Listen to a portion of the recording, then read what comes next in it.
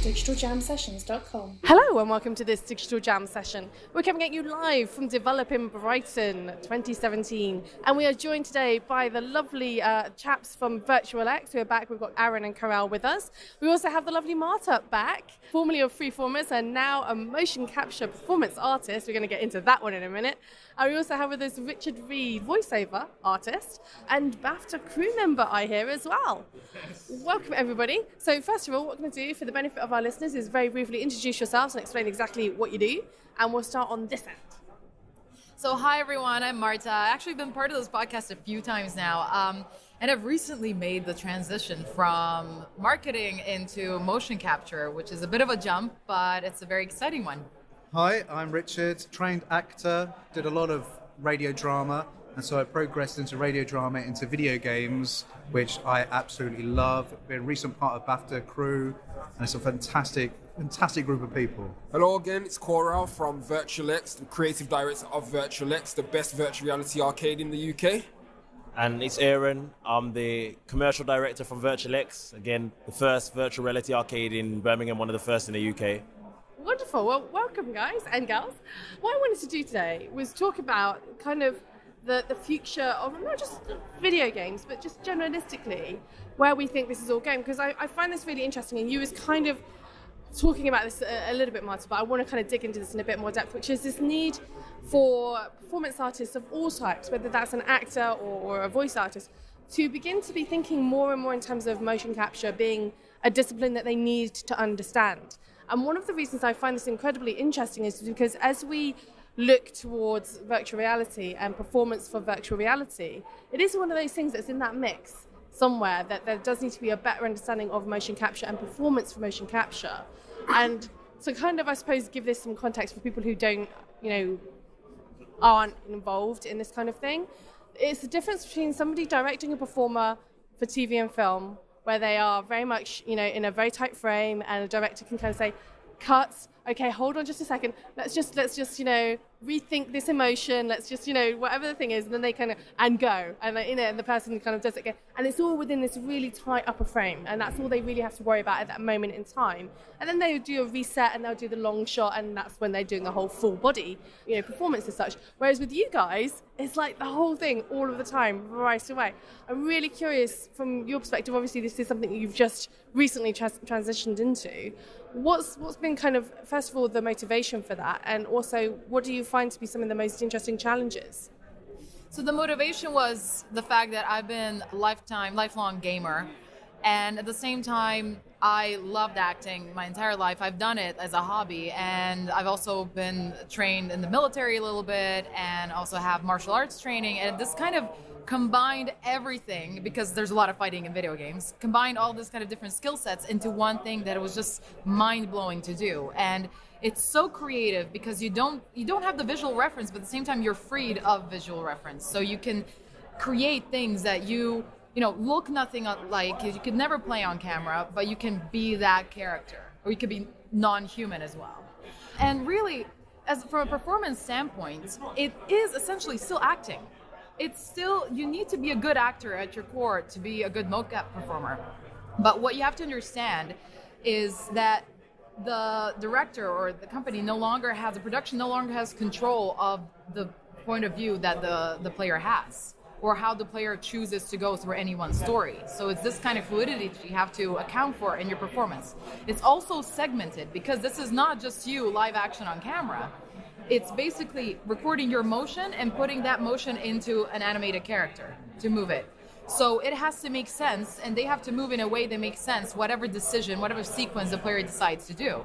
So it's actually really segmented acting. So you will do the big cinematic scenes, and if you're doing a movie, that's all you'll do, for example, like a Gollum type of thing. But if you're doing a game, you will have to record the walking animation, the turning animation, the idle. So idle is when the player isn't doing anything, but you have to still look alive. A combat idle, and then you have to, whatever you do from an idle to an action, let's say you walk 3 paces forward, you have to begin and end in the same position, because if you don't, you see that really bad animation where people just kind of snap back into position. So to allow that seamless animation, you have to be constantly, as an actor, aware of how you started, how you finish, and it gets more and more complex. So we just did a shoot about 3 weeks ago, And I had this scene where I was a soldier. I was running away from zombies and had to climb up onto the roof of a bus, and then kind of like act this like desperate scene of we're surrounded, we're gonna die, no, we're gonna throw a grenade, and classic video games.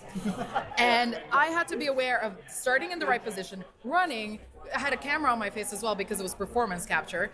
Running in a way and then climbing onto the steel rig without smashing the camera into the rig, so it's kind of like holding your head up. And then going up there, having this really extreme moment, and then finishing in the same position so the player can resume gameplay when I'm done. And so all these things have to happen simultaneously, and it's a very exciting medium. It is a bit of a mind screw, and you have so much things going through. And I think what's really important for games to be more successful is there has to be a really close collaboration between the directors and the performers. So as a performer, you go into the studio thinking, this is going to be set up, I'm going to be doing it right away, but it never is. They've got to calibrate all the knobs and whistles. And from the director's point of view, they think, well, they're the actor, they're getting paid, they're going to be on there straight away. They're in this imaginary universe, we don't have to tell them anything. So I think what's really important is that both the performers and the directors understand and respect the craft from each side, so that you can sort of blend in together this really unique environment. Because I think sometimes the directors have this vision, and they're like, this is what it's going to look like, it's going to be amazing. But the performers don't necessarily know that. So there has to be some communication. And I think, so I was with Marta at the Central Institute, and just understanding and respecting each other is what's really going to help the future of games and VR grow. So, for example, just quickly, if an animator wants to get into motion capture because it's becoming more and more accessible, like the guys next door, Vicon, I've just had a conversation with them. They said, our system, the one you see right here, right now, we used to cost £250,000. Yeah. Right now, it costs 70,000. Like, that is a big cost reduction. It's still expensive, but it's much more accessible than it was before. So you will see more and more of it. If you use a company called iKinema, you can actually use the HTC Vive and its sensors to do basic motion capture. It's interesting that you mentioned this, because I do remember somebody showing me like a DIY mocap suit that you can use in VR, and the price points are coming down, and it is making it more affordable. But then there's also that danger that it's making it more affordable for the people who don't understand how they should actually be doing this. Right. Any animator or game director wants to get into motion capture should really also take some directing classes. They really need to sort of understand that they're working with people, with actors, and actors at the same point need to learn about the process of developing video games. You cannot go on a mocap shoot and have never played a game. You cannot do this because you will not understand the nuance of how you need to adjust your performance for a video game. You need to be a gamer. You need to understand. There needs to be this mutual learning. And that way, happily, actors will be able to embody those characters, and they won't have like 10 sprinting animations first thing in the morning scheduled. Right. But it's the same with a vocal performance as well. You don't want to do the screams and the shouts at 10 a.m. You want to do it at maybe, 1 or 2 or something when you've warmed up a bit. So like I said earlier, it's just that collaboration and respect and knowledge for both sides. So here's the thing that I'm interested in from a voiceover perspective and from kind of an audio perspective is there any kind of a shift in terms of attitudes or skill sets when it comes to doing things for VR versus just a straight up, I'm going to speak into the microphone and it doesn't matter which way I'm facing because I'm speaking into a microphone and job done, versus actually having a spatial awareness of the fact that, there's going to be certain things happening in certain spaces and the way that the sound bounces back and all these other kind of things. When you're in a virtual reality environment, those things can and do have an impact in terms of not just the actual action, but also in terms of the narrative and how you drive that narrative. I think it's slightly more nuanced, but I don't think the skill set is vastly different. Yeah. You're still giving the objective, whatever you're doing, is to give a believable performance in the environment that you're in. When you're in a booth, you have to sort of kind of break away the walls a little bit and imagine that you're on a battlefield. Whereas if you're doing VR, I suspect you're actually enabled a little bit more because you can sense the environment around you that much better. But the actual performances are still going to be the same. Yeah. I think at training level, drama school level, there's still this idea that, it's theatre or nothing, film, and then if you're doing video games, you're not a professional, darling. And it's that sort of, and I think that's hopefully changing. It's still there, but I think it's just the same from whatever. You want to give the most believable performance that you can give. So I'm curious then, in that respect, in terms of, we've talked about kind of the tiers of acceptability, shall we call it. Yeah. Do we think that going forwards, as VR becomes more and more of an industry, and therefore performance artists for VR become more in demand, that there is going to be more of a kind of a reshuffle in terms of actually these people who are training to become theatre actors or film and TV actors are going to have to very seriously think about retraining and re-educating themselves when it comes to things like motion capture and voiceover performance, because without those skill sets, it is very much kind of uprooting a particular type of performance and dropping it into VR, and that's not necessarily the same thing or necessarily the right thing to do. Yeah, absolutely. It's already happening to an extent. How I found motion capture was through a training sort of company called the Mocap Vaults, which is run as the plug. No, honestly though, like that's how I found it. The Mocap Vaults is run by somebody like Oliver Hollis-Like, who's been in the industry for 15 years and realized that all these actors are coming out completely unfit to work in this industry, yet there's a lot of work in it. Yeah. And I think theater and movies will never go away, obviously. And being trained in that field is still going to be important. And if that is the route you want to go down as an actor, as a performer, as a director, there will always be available to you. But I think what we'll see is academies, maybe new academies showing up, or maybe new courses coming up that will focus on performance for digital media, where you are not in that space. It's also still about what people want to do. When you're going as an actor and you're going in, you're like, I want to be on stage, I want to be doing Shakespeare, or I want to be in Hollywood. Like, there has to be a shift of actual actors thinking, oh, I want to be in the video games. And there is, it's growing, but it's not as big as the Hollywood dreams still. Okay. So I'm kind of curious, because as a VR arcade, you guys are there to kind of let people experience VR and, play the games and kind of get on with it and have some fun. But I am kind of curious from something that Marta said earlier, which was about this whole idea of, actually, if you are going to train to perform for, whether it's video games or VR, you need to at least understand the kind of the visual language of it, if you like, the nuance of being in these environments. Do you guys see this as an option that you offer, like training for people who want to learn about performance for VR or for gaming? That's something that you do within your arcade? That's a good question, to be honest. And I feel as though, just to digress just slightly, I think that audio in general is so important for games, but especially for VR. Not going to say the game I was playing, but I played a game just the other day, and it was an escape room, and they gave instructions to you as to what you needed to do. And the thing about escape rooms, they throw you into it. There's very little introduction in terms of what you have to do, which is why our staff members are always on site to kind of guide you through the game. Well, he wasn't clear on exactly what you needed to do, so I found myself just poking and prodding at the level, like, what the hell do I do here? Then there was a bit of audio that came through for one of the characters, really badly done. So again, yeah, I think that is an option. Like, really, truly, we do need to start training people within the VR space. It's not just about games in general, it's about training people to understand the VR space. And again, what you said about putting yourself in that environment. But again, can you put a headset on I'll ask you this question, when you're doing this voiceover for VR, do they give you a headset to get you into that environment? Not usually. Usually, if you're in the booth, it's still they're going to have. But there is technology that's coming through, which does allow you to fully embrace the environment that you're in. But usually, you're still in the booth. So if you're doing a VR game, you're still in your little tight closet with a lot of padding around you. That's an interesting thought, though, is in terms of, would 360 projection make a difference to your performance, do you think? It shouldn't do. It It might do, though.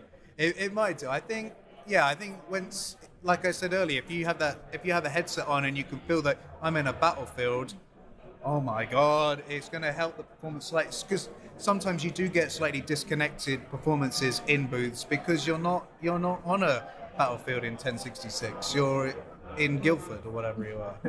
So I think it will improve it, but it shouldn't make your performance any different. Well, that is food for thought. Are arcades able to provide training in these different aspects? Because when you're talking about games in general, there's different places you can go for just normal day-to-day gaming. What VR is a whole different space, and I think when you come to expos like this, you start to realize, yes, it is a separate space and you need to treat it differently. So where do you go to get the training for this? Is it a VR arcade? Where do you go? That is my question. So yeah, I think at the moment VR is still building its database of information. So people are still learning different mechanics, different ways to make VR work. And I mean, interestingly, there's a few very small amount of big titles for VR, but there's some smaller titles that they've got limited probably resources, but they've made a good effort on what they've done within a small space. And it might be like was mentioned earlier, a small escape room, but it directs you into without breaking the immersion. It directs you in where to look, and it makes you look further within the game. But the game has to be clever in directing the player in doing that, without just saying, go over here, look to the left, look to the right. It needs to do things. There needs to be an echo. You need to hear a fall. You need to get the player to look behind you. Why does the player need to look behind? There's something above. So it's all about the sound, the movement, everything. But again, VR in the whole, it's still an industry that's working on, the utilizing all these mechanics. Exactly, yeah. So really briefly, since we're at Develop, what I'd love to do is to ask you to share with us your one piece of advice for somebody trying to get into your specific industry. So I'm going to start with you over here. For VR arcading, what would you say to somebody who wants to try and get into your space? For someone trying to get into this space, the most important thing is to network and to make sure that the industry grows collectively. So it's all about getting out there, working together, and just ensuring that things move in the correct direction for VR. So a lot of people in the whole spectrum of industries and everything, the military, education, working together, and we're pushing VR in the right direction. And it's not just being stuck on like a bolt on second thought. It's being immersed into whatever you're doing correctly, and we're using it in the right way. So get out there, work with the right people. Okay, anything else to add to that? What I'd say is make sure you have a clear understanding of the games industry in general. Like, please don't be a person who thinks, I'm just gonna throw some money at a VR arcade because that's the new thing now. Understand that gaming is a way of life for some people, and if you're going to enter that market space in the same way you're going to develop a game, respect it, understand your audience, and just love games, because at the end of the day, that is what you are delivering. Okay. So, Marta, bearing in mind that we are now missing Richard Reed, yes, you are going to have to respond for both of you. Okay, so from my perspective for motion capture, first of all, play a lot of games, which seems to be a very common thread here. If you want to get into games, play a lot of games. But also, again, try to understand how games are made, particularly from the animation standpoint. Try to learn. There's a lot of great things on YouTube that can give you a nice plain English intro into how these things are made, how video game characters are made. And ultimately, it always helps to know how to hold a sword. It really does. Or a rifle or anything like that. So that is always useful to know how to fight. As long as there's fighting in video games, there's going to be demand for it. From a voiceover perspective, I'd say, again, understand how voice and vocal performances are used in games. Maybe you'll want to watch playthroughs over and over again and just understand how did that actor convey the emotion at the same time. I found that for voiceover, it's great to join a network of voiceover artists. Actually, in voiceover, there's a lot of support from fellow artists. So join networks, network your butt off, trying to say it in a nice way, and get all the advice from them. There's great people out there, especially in the UK, that are ready and willing to do that and to coach you through that process. And then just audition. Audition as much as you can. You can go on all these different websites. Try to avoid Fiverr because they will not pay you what you're worth. But you can go to a lot of professional websites and they will have something posted. You send your audition, can get a home studio set up for as little as £200 these days, and just go for it. Just do it. Okay. So as always, we like to give our listeners a way to be able to find out a little bit more about what you're up to. We ask you to do that by sharing your social media handle of choice. What would that be? Yeah, so my social media is Twitter, Richard Reed, at Richard Reed VO, or you can check out my website, www.richardreedvo.com. For us, it's VirtualX UK, and we're on Twitter, Instagram, and Facebook. And our website as well, which is www.virtualx.co.uk. Check us out. We've got a lot of competitions and a lot of things going on at the moment. For me, just Google Marta Svetek, that's Svetek, or find me on Twitter at Martolio. Wonderful. Well, thank you very much for joining us, and thank you for listening. If you enjoy this content, don't forget to subscribe and review. And thank you for joining us at Develop 2017. Thinking of launching your own podcast? Speak to the GL Pro UK team, who handle all of our podcast service needs.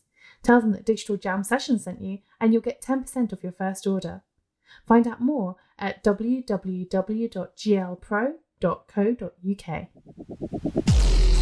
digitaljamsessions.com